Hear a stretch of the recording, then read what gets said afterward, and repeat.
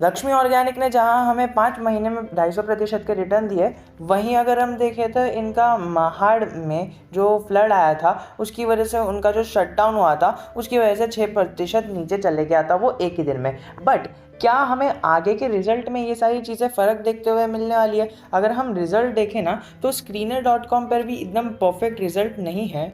इधर मार्च का है, जून का है, फिर सितंबर का गायब है। तो उसी लिए हम यहाँ पर मनी कंट्रोल से थोड़ा सा राबता करेंगे और देखेंगे कि यहाँ पर जुलाई का है, जून का, सितंबर का, दिसंबर का, मार्च का और जून का सारे रिजल्ट्स इधर है। तो देखिए अभी रिजल्ट्स हमें इंक्रीजिंग मैनर में दिख रहे हैं। जिस तरह से हमें 353, 391, 393 और फिर 400, फिर 600, तो वैसे ही अभी जो रिजल्ट आने वाला है, अभी अपकमिंग रिजल्ट आपको पता है कौन सा है? सितंबर 2020 का जो रिजल्ट आया था जून के बाद, अभी फिर से सितंबर 2021 का रिजल्ट आने वाला है। तो सितंबर 2021 में जब रिजल्ट आएगा तो वो जो प्लांट शट हुआ था ना, उसकी वजह से लक्ष्मी ऑर्गेनिक को थोड़ा सा नुकसान हो सकता है। और वो क्यों हो सकता है वो मैं आपको बताता हूँ। ये देखिए कंपनी की ऑफिशियल वेबसाइट है।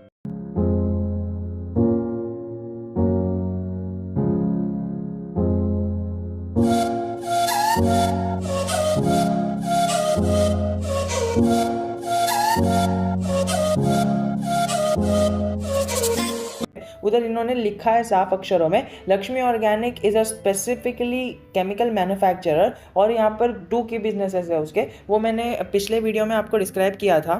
तो इस वीडियो में आपको मिल जाएगा कि उसके बिजनेस कौन कौन से हैं और बहुत ही इंपॉर्टेंट वीडियो होने वाला है।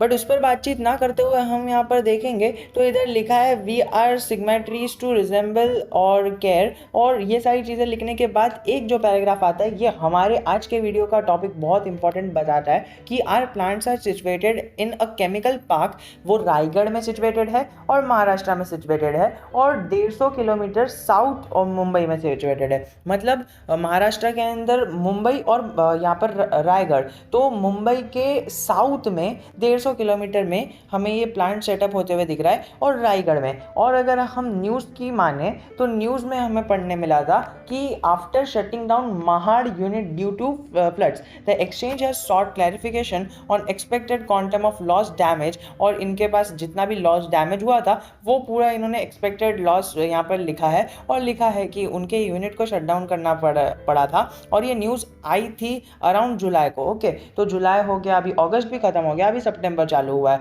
तो 1 महीना अराउंड हो गया है। और रिजल्ट आने के बाद ही ये न्यूज़ आई थी। मतलब अभी जो लॉस हुआ है ना वो इस क्वार्टर में काउंट होगा। अब देखिए उनके जो असेट और वो सारी चीज़ें का लॉस हुआ है वो तो होगा और वो इंश्योरेंस कंपनी से वो तो हो ही जाएगा। बट जो लॉस है ना वो यहाँ पर अपॉर्चुनिटी लॉस है। अभी अपॉर्चुनिटी लॉस बोले तो क्या होता है, देखिए अब कंपनी को के जितना भी ये असेट्स का लॉस हुआ है वो रीइंबर्स हो जाएगा, लेकिन वो जो टाइम फ्रेम में ये इनका प्रोडक्शन जो यूनिट था वो प्रोड्यूस अभी नहीं कर पाएगा, अभी उसको टाइम लगेगा ना सेटअप करने के लिए। तो ये जो प्रोडक्शन यूनिट का इतना टाइम वेस्ट हुआ ना, वो वेस्ट को बोलते हैं हम अपॉर्चुनिटी लॉस। तो वो उतना प्रोड्यूस नहीं कर पाएंगे, उतना प्रोड्यूस नहीं कर पाएंगे तो उतना सेल नहीं कर पाएंगे, उतना सेल नहीं कर पाएंगे तो हमारे सेल्स में गिरावट आएगी, फिर इन general operating profit and then net profit भी गिरावट आएगी। हाँ, ऑल दो हमारे एक्सपेंसेस भी बढ़ जाएंगे क्योंकि उनके कई सारे एक्सपेंसेस रहते हैं। हमें जितना भी यहाँ पर लॉस हुआ वो लॉस तो हमारा इंश्योरेंस कंपनीज हमें भरते हुए दिखेगी। बट सेकेंडली अगर हम देखें तो वो चीज़ों को साफ करना और कई सारी चीज़ें जो भी है वहाँ पर उनके एक्सपेंसेस के खाते में जाएगा ना, तो इस बार उनकी सेल्स भी कम होगी और एक्सपेंसेस भी बढ़ेंगे। तो उसी का कारण है कि हमें ये जो नेट प्रॉफिट है ना उसके अंदर थोड़ी सी गिरावट देखने मिले। तो ये आपको एक अपॉर्चुनिटी मिलेगी आगे जाके खरीदने की। तो इस वीडियो के माध्यम से मैंने ये बताया है कि अगर आप अभी लक्ष्मी ऑर्गेनिक को 5 से 6 साल के लिए होल्ड करने के लिए तैयार हो, मोर देन 5 इयर्स होल्ड करने वाले हो, तो आप एक काम कर सकते हो, आप 1 महीना वेट कर सकते हो, आप रिजल्ट का वेट कर सकते हो। रिजल्ट आने के बाद जब स्टॉक में गिरावट आएगी, थोड़ा सा प्रेशर बनेगा, तब आप डिप में बाय कर सकते हो। क्योंकि डिप में बाय करने वाला अमाउंट है ना, लमसम अमाउंट डालने से अच्छा ही होता है। इसीलिए तो लोग एसआईपी करते हैं ताकि उन्हें हर एक डिप में बाय करने का मौका मिले लोगों। और देखिए ये आप एक नियम बना के चलिए, आपके पास फॉर एग्जांपल 100% जो कैपिटल है ना उसमें से 80% यूज़ करिए और 20% हमेशा बाकी रखना चाहिए आपको। जिस तरह से कोविड-19 का टाइम आ गया तो ऐसा कुछ भी एक अनसर्टेनिटी मार्केट में आ गई या फिर कोई भी स्टॉक 10-15% गिर गया इतने एक आध हफ्ते में, तो आप उसके अंदर अपनी एंट्री बना सकते हो।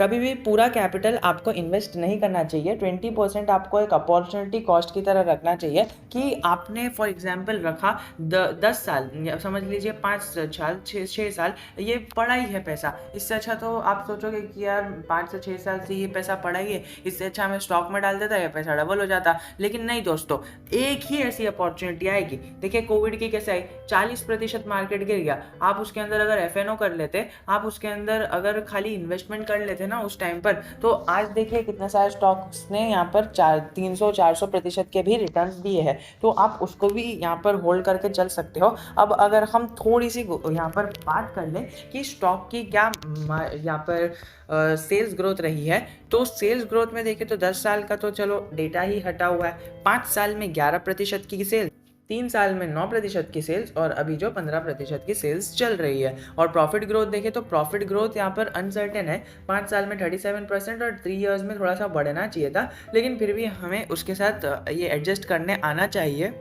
रिटर्न ऑन इक्विटी भी स्टेबल है 18, 16, 17, तो ये भी हमें एट द एवरेज ऑफ 16 देखने मिल रहा है, जो एक तरह से ठीक ही माना जाता है। रिजर्व्स और बोरिंग्स में तो कुछ फ़र्क आया नहीं है, वो तो आपको पता ही है। और स्टॉक ने किस तरह से परफॉर्मेंस दिया है वो भी हमें पता ही है। यहाँ पर न्यूज़ आई थी कि 52% यहाँ पर 3 हफ्ते में, जो Q1 का जो शो आया है ना, उसके अंदर ये बढ़ चुका है। यहाँ पर क्या लिखा है कि 27 अगस्त को ये अपडेट हुआ, तो Lakshmi organic hits new high, तो वो न्यू हाई उसने हिट किया, और Q1 के शो की वजह से उसने इतना ज़्यादा मूवमेंट दिया। With in the span of 3 weeks it has surge 52%, which is incredible for any stock. और आजकल ये सुर्खियों में भी रहने लगा है, और न्यूज़ में भी इसके चर्चे होने लगे हैं। देखिए एक दिन में 1% भाग रहा है, तो आप इस मतलब जो मूवमेंट चल रही है, ये बुल मूवमेंट का मतलब इसको चेस करने मत बैठना, क्योंकि आपने जिस टाइम पर चेस किया ऐसे ही होता है कि उसी टाइम से नीचे गिर जाए।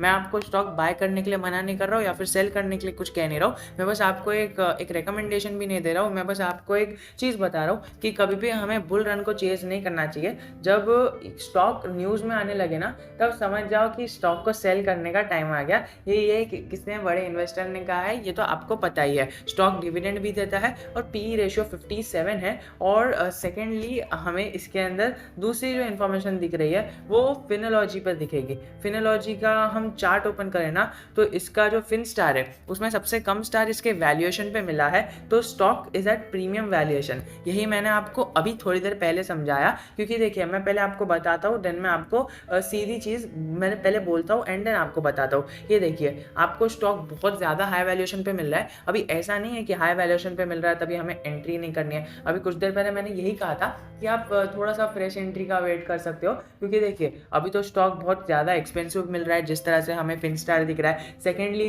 ये देखिए ये एक पॉइंट हो गया कि स्टॉक बहुत एक्सपेंसिव है। सेकेंड पॉइंट ये हो गया कि स्टॉक है ना, अभी जो उसका रिजल्ट आएगा उसकी वजह से उसके अंदर एक प्रेशर तो आने वाला ही है। इतनी बड़ी जो अपवर्ड मूवमेंट आई है उसके अंदर जो हमें रिजल्ट दिख रहा है वो रिजल्ट हमें प्रेशर वाला दिख सकता है। सेकेंडली अगर हम बात करें, इसका मार्केट कैप भी हमारा मिड कैप स्टॉक हो चुका है। 71 करोड़ का डेट है, जो इतना ज़्यादा मतलब कम मतलब ज़्यादा नहीं है, वो थोड़ा ही है, वो तो उसको भूल भी जाएंगे तो भी चलेगा। और प्रॉफिट ग्रोथ 55%, सेल्स ग्रोथ 18% और रिटर्न ऑन इक्विटी 20%, जो अपने ही फील्ड में बहुत अच्छा है। लेकिन बस इतना ही कहना चाहूँगा, फ्रेश एंट्री के लिए सही टाइम नहीं है because of its valuation, and secondly because अभी हमें पता है कि प्रेशर तो आने ही वाला है, और वो प्रेशर को आने के लिए एक रीज़न चाहिए, और वो रीज़न हमें रिजल्ट देखते हुए देखने मिल सकता है। अभी क्या पता उन्होंने अपने अदर इनकम को बढ़ा दिया हो या फिर कुछ और कर दिया हो जिससे उनका नेट प्रॉफिट और बढ़ गया हो, तो स्टॉक और ज़्यादा ऊपर जाएगा। तो आप ये एक अपना मंशा लेके चल सकते हो कि ऐसा हुआ तो फिर तो चलेगा मुझे, नहीं तो फिर आप अभी भी इन्वेस्ट कर सकते हो। लॉन्ग टर्म में तो स्टॉक वो फ़र्क भी नहीं पड़ेगा कि आपने किस लेवल पे बाय किया था। सो आशा करता हूँ आपको कुछ सीखने मिला होगा। सेकेंडली अगर हम बात करें तो यहाँ पर आपको एक बहुत इंपॉर्टेंट वीडियो आ रही रहेगी, उसको मिस मत करना। तो जय हिंद, जय भारत।